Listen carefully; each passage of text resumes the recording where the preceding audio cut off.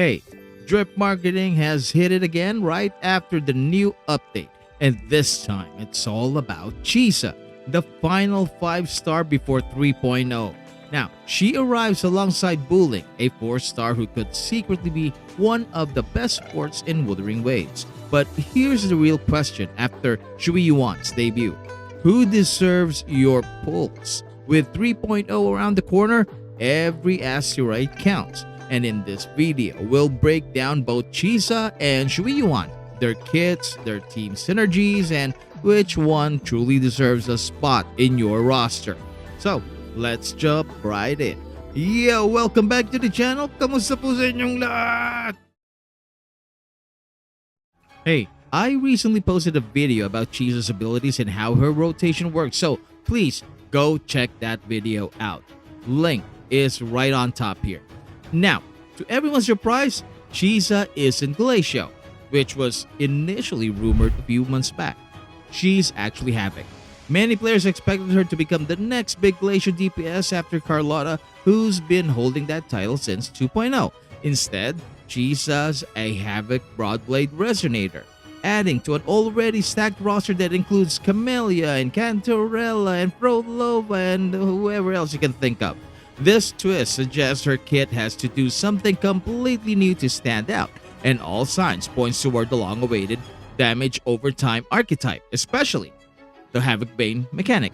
For those who finished the latest story chapter, the new Leviathan Echo gives bonus Havoc and Resonance Liberation damage while making enemies take 100% more Havoc Bane damage. That's a massive hint because currently no characters actually apply Havoc Bane. This Echo seems to exist purely to prepare for Chisa's arrival.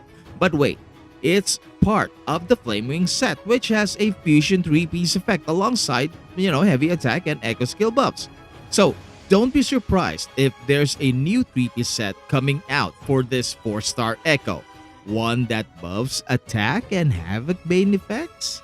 So this is why, if you're looking to top up Lunite's asteroids or grab those Battle Pass exclusives for Shuyuan and Chisa or any of the upcoming version 3.0 Resonators, you gotta use my loot bar link down in the description and pinned comments for up to 25% savings. Not only are you saving some money, but you're also helping the channel keep the lights on. Loot bars trusted by thousands of players worldwide with stellar Trustpilot reviews. And with their mobile DIY top-ups, you get the discounts without ever sharing your password. So, hit that link for an extra 10% off your first purchase. And huge thanks to Loot Bar for sponsoring this video. Now, that means Chisa is likely to be the first Resonator capable of inflicting Havoc Bane, making her a DOT-centric support sub-DPS hybrid.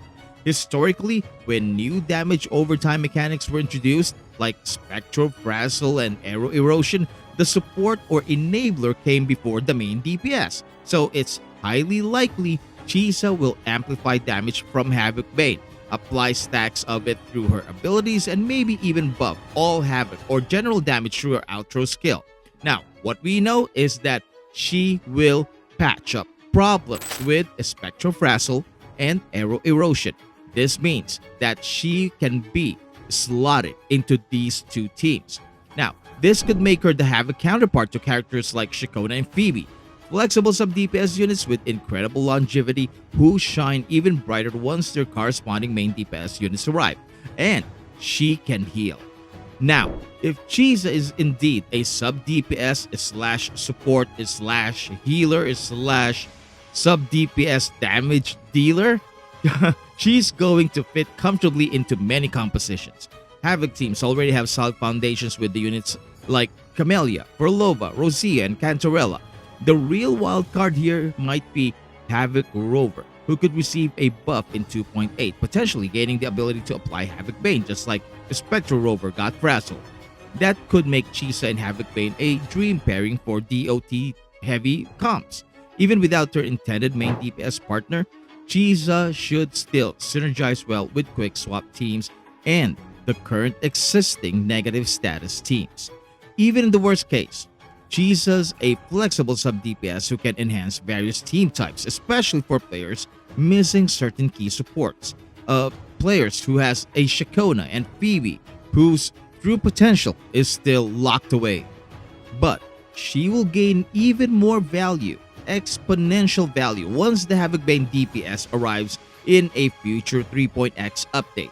Maybe that's Geshu-Lin, who knows? So, if you're planning long term, she might just be one of the smartest investment you can make right now. And what about Shuyuan? Okay, his kit's already in the game, and he's a versatile arrow DPS support hybrid focused on echo skill and heavy attack damage. He's unique because he is the only one who can buff echo skill damage directly, a stat that's been neglected until now. His outro skill gives a whopping 50% echo skill damage boost, while his Forte circuit grants another 30%. That's wild. Stack that with the Law of Harmony Echo set, which adds 16% more, and he becomes a must-have for echo-heavy teams. His signature weapon pushes his value even further by providing an extra 20% echo skill damage buff to all allies. So, he's not just a buffer though. His Liberation also deals strong burst damage and gives the entire team a 30% crit damage bonus, which works universally with any composition. He rotates quickly, builds energy efficiently, and doesn't hog field time, making him one of the smoothest sub-DPS characters released so far. His one downside is that his personal multipliers aren't as high as top-tier DPS characters, so he's better used as a support sub-DPS hybrid than a solo carry. Still, the raw amount of buffs he brings to the table gives him immense meta relevance. As for his teammates, Shuyuan's ideal teammates are characters that rely on echo skill damage, namely Galbrena and Prolova. Both are powerhouse DPS units that thrive on echo multipliers, and Qiuyuan supercharges their potential. With Galbrena, he helps her reach max stacks for Afterflame, leading to a huge 60% damage bonus.